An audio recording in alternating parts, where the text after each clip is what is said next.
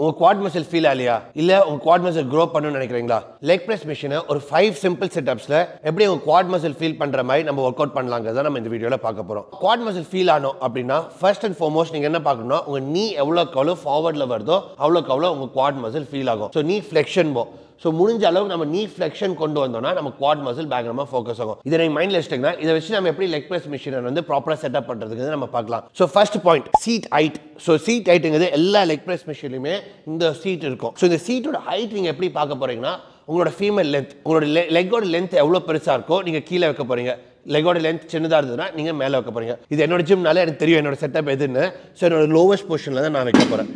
so இந்த position எனக்கு ப்ராப்பராக இருக்கும் இதுதான் ஸ்டெப் நம்பர் 1 சீட்டோட ஹைட்டை அட்ஜஸ்ட் பண்ணுறது ஸ்டெப் நம்பர் 2 நம்ம ஃபீட் பிளேஸ்மெண்ட் ஸோ நான் முன்னாடியே சொன்ன மாதிரி நீங்கள் மைண்டில் வச்சுக்க வேண்டியது என்ன அப்படின்னா நீ ஃப்ளெக்ஷன் நீ எவ்வளோக்கு எவ்வளோ ஃப்ரண்ட்டில் வருதோ அவ்வளோக்கு எவ்வளோ நம்ம குவாட் மசில் ஒர்க் ஆகும் ஸோ இங்கே நீங்கள் எவ்வளோக்கு எவ்வளோ கீழே வைக்கிறீங்களோ அவ்வளோக்கு அவ்வளோ உங்கள் குவாட் மசில் வந்து உங்கள் ஃபோக்கஸ் ஆகும் உங்களுக்கு ஸோ கீழே வச்சுட்டு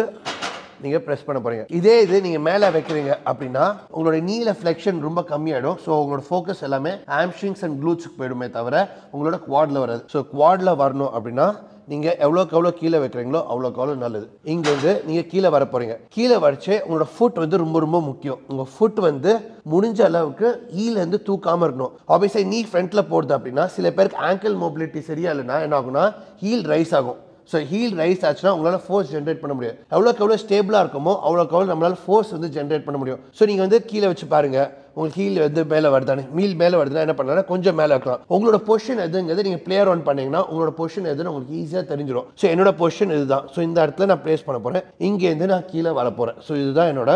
பொசிஷன்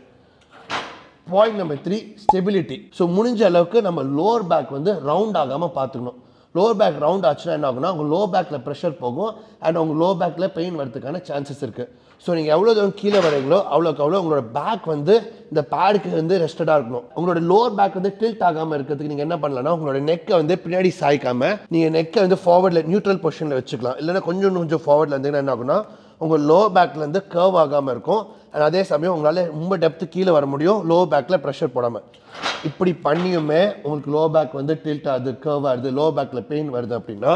நீங்கள் ஒரு ஹேக் யூஸ் பண்ணலாம் நான் இது மாதிரி யோகா பிளாக்ஸ் யூஸ் பண்ணுவேன் ஸோ இந்த யோகா பிளாக்ஸை நான் இங்கே ப்ளேஸ் பண்ண போகிறேன் ஸோ எங்கே என்னோட பேக் ஆர்ச் ஆகுமோ அந்த இடத்துல இந்த யோகா பிளாக்ஸை ப்ளேஸ் பண்ண போகிறேன் அண்ட் அதே மாதிரி சேம் பொசிஷன் க்ளூட்ஸ் வந்து கீழே இந்த சீட்டில் வச்சுட்டு இங்கேருந்து நான் என்னோட பேக்கை ப்ளேஸ் பண்ண போகிறேன் ஸோ இங்கே ப்ளேஸ் பண்ணிச்சேன்னு ஆகுனா இந்த பிளாக் வந்து உங்களோட ஆர்ச் வராமல் உங்களோட பேக்கை ஸ்டேபிளாக வச்சுக்கிறதுக்கு ரொம்ப ரொம்ப ஹெல்ப்ஃபுல்லாக இருக்கும்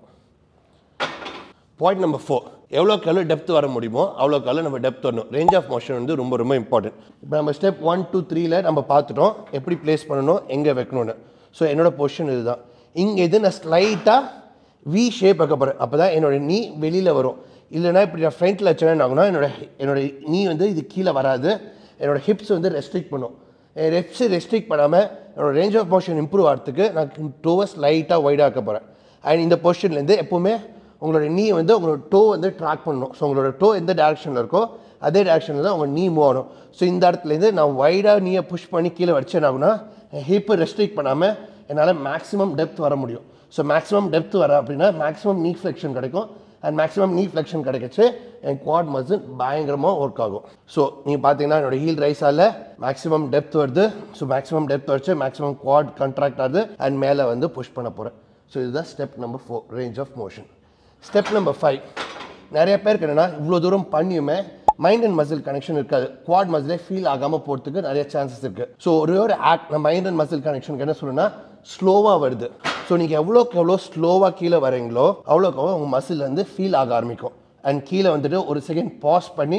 அதுக்கப்புறம் புஷ் பண்ணிங்கன்னா உங்களோட குவாட் மசில் வந்து ஃபீல் வந்து பயங்கரமாக இருக்கும் நீங்கள் சும்மா இப்படி புஷ் பண்ணிங்கன்னா